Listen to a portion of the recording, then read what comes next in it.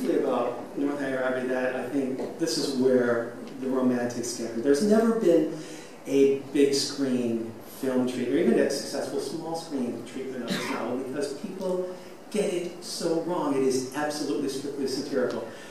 In my analysis, I came up with the idea of the best way to read Northanger Abbey, which is to, in your mind, picture it as being cast entirely by the members of the Monty Python troupe.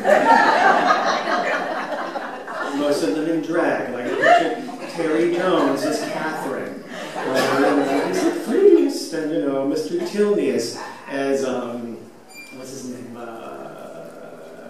can't remember now. John Cleese. No, John Cleese I pictured as Mrs.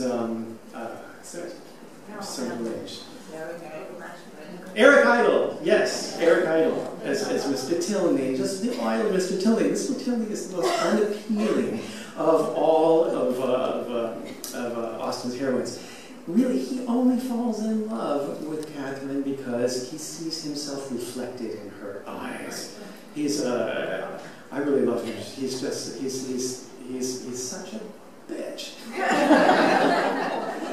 But in the midst of this farcical novel that I say, just picture the Python players,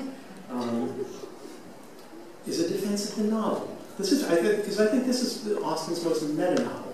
It is a novel about novel reading. And she mounts this spirited defense. Yes, novels, for I will not adopt that ungenerous and impolitic custom so common among novel writers, of degrading by their contemptuous censure the very performances to the number of which they are themselves adding, joining with their greatest enemies in bestowing the harshest epithets on such works, and scarcely ever permitting them to be read by their heroine, who, if she accidentally take up a novel, is sure to turn over its insipid pages with disgust. Ah, she cries, going meta again, if the heroine of one novel cannot be patronized by the heroine of another, from whom can she expect protection and regard? I cannot approve of it. She later laments, there seems to be almost a general wish of decrying the capacity of undervaluing the labor of the novelist and of slighting the performances which have only genius and wit and taste to recommend them. Oh, it is only a novel, replies the young lady when she lays down her book with affected indifference.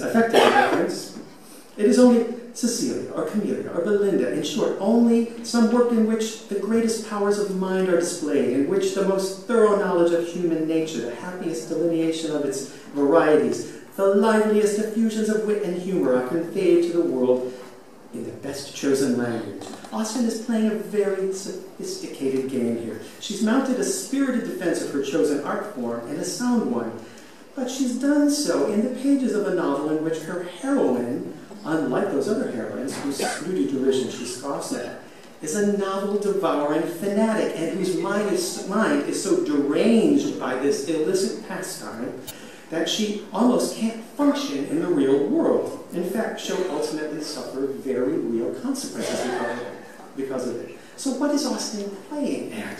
My own view is that she's just exhibiting her own exhilarating, diabolical genius.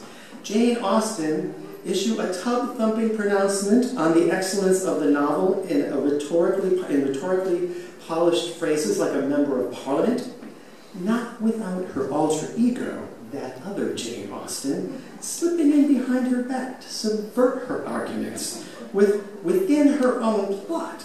Austen is simply too expansive a mind to chart a course and follow through with it like some dutiful pack horse. She's compelled to make it interesting for herself. This is why I think this is one of her more complex novels, and one of my favorites. I think I'm gonna, I'm gonna skip over Persuasion. Sorry,